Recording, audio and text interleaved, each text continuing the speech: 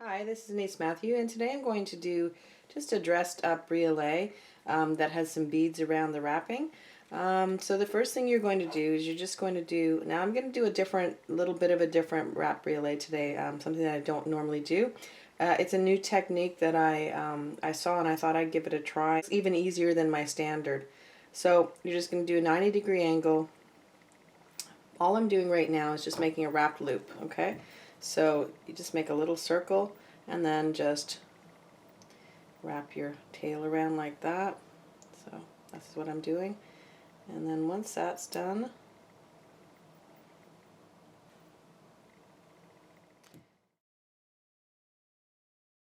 now that that's what you have, I'm working with about 2 feet of 24 gauge wire, and I just have a lemon topaz bead that I'm working with today. You're just going to slide the wire right through your bead, and just make sure that you always check your bead against your wire because that's really important. So all the way in, and then you have your wrapped loop.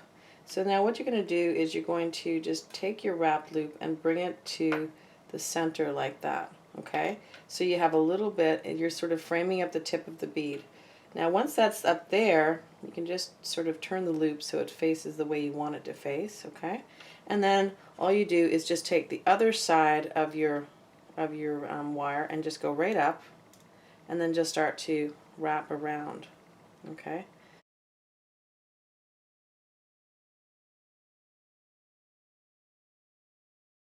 So this is what you have so far. So I mean, it seems a lot easier for somebody who's starting out to wrap a briolet. So all I'm doing is I'm continuing to wrap, and you'll notice there's a little point of wire out here on the side, but that's all right. You just wrap right over it and just continue to wrap.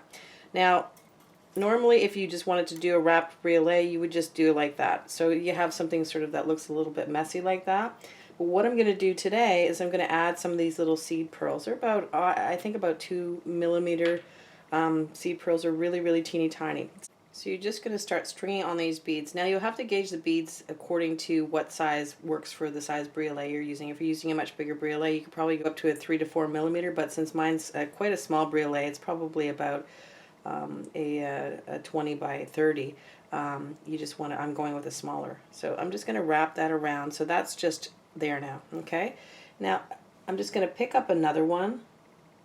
So I just picked up another one, and now I'm just going to, if you notice I have one in the front, I'm just going to go in the back, okay? And I'm just going to wrap it around a little bit again. I'm only doing like a quarter wrap, really, because you want those beads to sort of be on the outside of.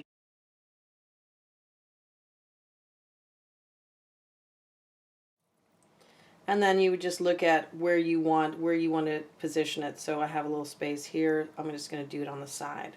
Okay, so just put it there, and then just do a sort of a quarter wrap again. So this is what I have so far.